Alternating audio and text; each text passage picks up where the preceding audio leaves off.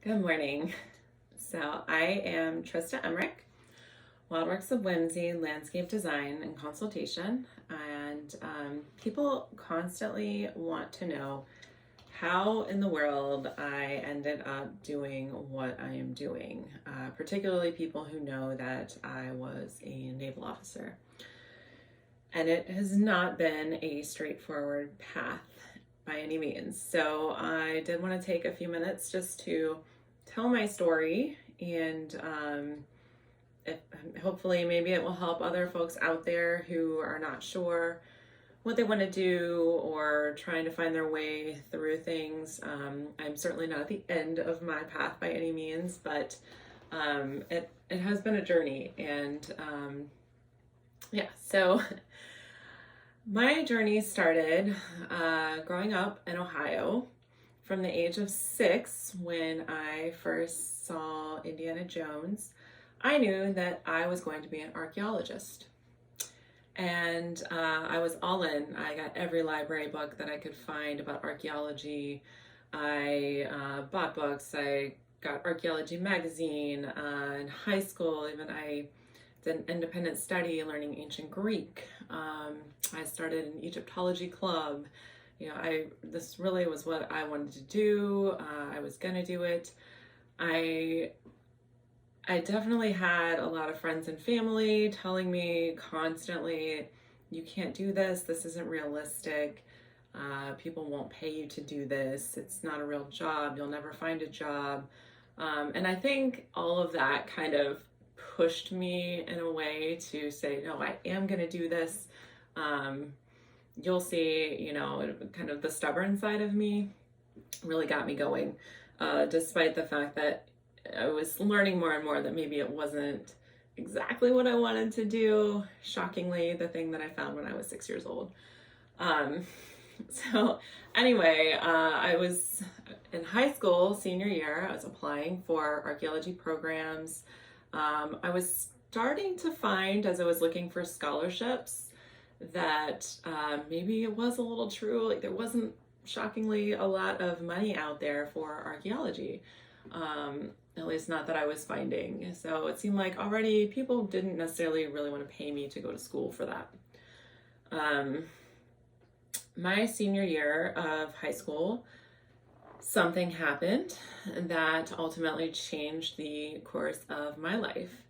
And that something was, while I was sitting in physics class, the principal came over the speaker and informed us that a plane had just crashed into one of the World Trade Centers. So, as many of you know, this certainly sent our country into something else. And so, people at that point, at least in my perspective, were really coming together as a country. People were feeling especially patriotic, and that was not lost on me. I had never thought of myself as a patriotic person. I didn't have any military background in my family, really. My grandfather, I knew, had served as a welder in the Navy briefly, as he was drafted. But other than that, I didn't really know anything about the military. I came from a family of 4 kids, and I knew that we were fine financially, but I knew that my parents didn't have money to pay for all 4 of us to go to college. And as the oldest, I did feel responsible for helping to cover some of that as much as I could. So it just so happened that within the next couple weeks following 9/11, I got a postcard in the mail, and it was an advertisement for ROTC, the Reserve Officer Training Corps, and it said that they would pay for school. And I didn't know a lot about what that meant at this point, but paying for school sounded really good. And so I started to look into it. I went ahead and applied for the program, and after getting through the vetting process, found out that I had been selected and get a full scholarship. So I did find out there were 2 scholarships available for room and board as well, and so at one of the schools I was looking at. So ultimately, I wanted to maximize my chances of getting that scholarship because room and board is almost expensive as tuition, and so rather than I had been applying for archaeology at Boston, and suddenly now I was going for electrical engineering at Ohio State University. So I did get that scholarship. So I had full tuition and room and board covered for 4 years, which was amazing. And so I did graduate with absolutely 0 student debt. So and I did ultimately switch back to anthropology though after about my first year, even though I did take all of my calculus and calculus-based physics classes and pass those. I decided that if the Navy was going to pay for a degree, I might as well do something that I enjoyed. So, and it wasn't going to matter ultimately what my degree was anyway in the Navy. So I got my Bachelor of Arts in anthropology with a concentration in archaeology, and was commissioned into the United States Navy. So I came down to Norfolk, and I did two tours on ships, first on the USS Arleigh Burke, and then on the Ike carrier, and then I did a shore tour. And on my first tour, I had decided I would probably wanted to get some other type of degree, ultimately something that would prove to be more useful to me once I left the Navy, because I was already thinking it wasn't going to be a career for me necessarily. And so I was looking around for something that I could do, particularly on the ship. We're underway a lot. I was underway and deployed a whole lot my first 2 tours, and even on my short tour, I was traveling a lot. So finding something that was online or like a correspondence course was ideal for me. At that point, there were not as many online courses, but American Military University did offer several. So I looked at those, and the one that sounded most interesting to me was a Master's of Science in Environmental Policy and Management. So I decided to give that one a try. I found, while I was on the Arleigh Burke, I was working in admin, and I did manage to find this old file about a scholarship that had been long forgotten. No one had applied for it in years. It was only available to sailors who had served on that particular ship. And so I applied for several times and received every time that scholarship, which ultimately almost completely paid for my master's degree. So I finished that up prior to getting out of the Navy, and knew that I was going to be looking for some type of environmental work once I left the Navy. When it came time to leave, I had a Navy friend who connected me to a government contract position. I was working as an environmental subject matter expert doing curriculum development for the Seabees, which I felt woefully underqualified for, but it was a great job. I had good pay, good benefits. I was working from home. It was a position most people would think really was kind of the perfect deal, but it didn't fulfill me in the way that I would have liked. So it was, again, great pay, great benefits, but I didn't really feel like the work I was doing was that important, and that was what I was looking for at that point. So I did some searching around. I didn't really know anything about my community because I had been just very involved in the Navy prior to that and hadn't ever really had a chance or a reason to get that involved in my community, not having children. And so I found out that the Chesapeake Bay Foundation was offering a voices class, and I think it was maybe a 5-week class, but several weeks, and each week you learned about a different issue within the watershed, and they also introduced you to different organizations locally.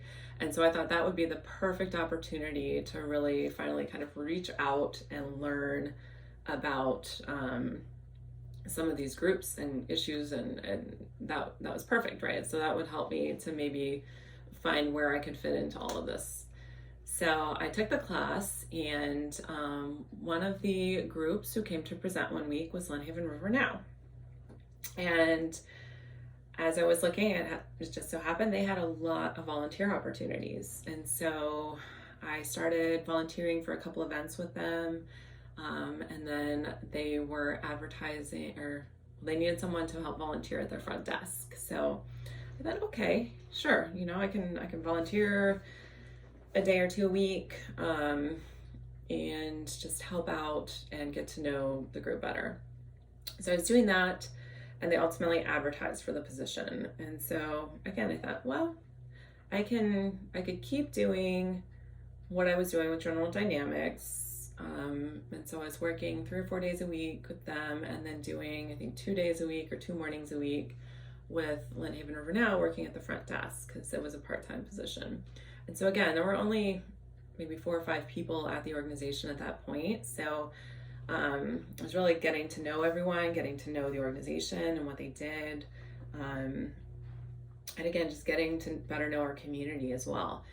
And so I did that for a little while. Ultimately, a Pearl Homes position opened up. It was Pearl Homes and events, also doing social media and all sorts of other things, as is often the case at a lot of smaller nonprofits. Everybody's kind of doing everything.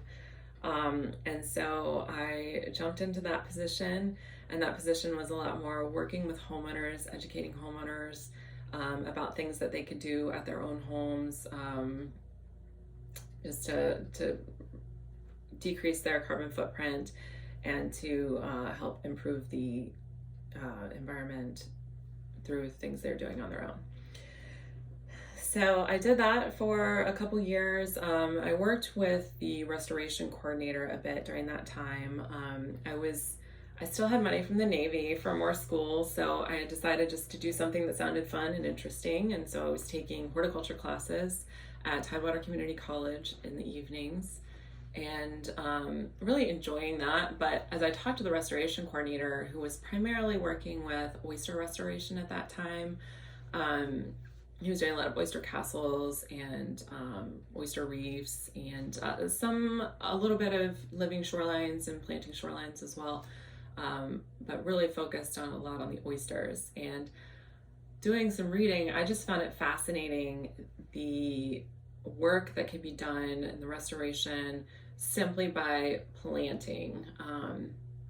And so I got really excited by that. And ultimately, when that restoration coordinator left and the position opened up, I ended up stepping into that position and kind of taking it a different direction. Not that we didn't do oyster restoration, that's always been a focus of the organization, but definitely putting more emphasis on using native plants, on controlling stormwater with plants, and just the fact that you could do so much not having to over-engineer every environmental problem, but just by doing a little bit of math and figuring out how the plants can do the work for you. And so that, again, just really got me excited.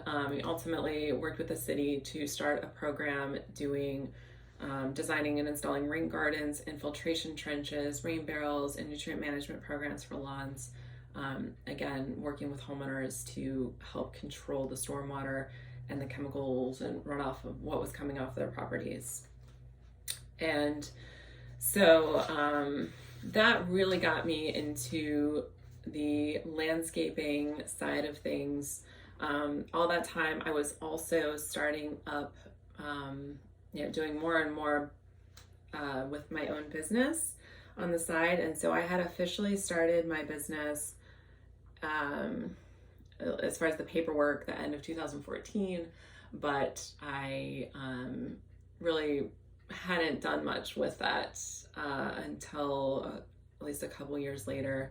Maybe around 2016, I think was when I finally graduated from TCC with a certificate in landscape design, and I had also gotten a certification within the state as a horticulturist. And so I was doing a little bit of design on the side, and was getting great referrals from our organization, working with homeowners there. People knew me, knew what I was about, which was wonderful. And other nonprofit organizations that we worked with as well were also referring people to me. And so over time, I was doing less and less, backing off my hours with Lynnhaven River Now and increasing the amount of time that I was spending with my own business. And then I had my son in 2018, and in 2019 decided that it was time that I wanted to have that flexibility of having my own hours, working from home, and so I, at that point, fully went into having my own business, although I'm still, to this day, technically part-time until my son is in school. But following that, I have continued to learn more. The Chesapeake Bay Landscaping Professional Program started up, and I was part of the first group to go through the level 1 certification for that. And I also got level 2 installation and design certification through that program. And I was part of the board of the organization that runs that program for a little while.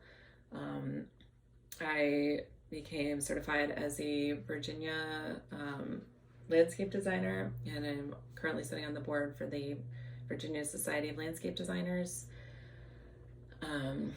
I'm a Pearl Business. I'm part of the Homegrown National Park Program. I am SWAM certified. I'm associated with the National Association of Landscape Professionals, and was just recently featured in their magazine. So I've continued to learn, to improve my skills and grow as a designer.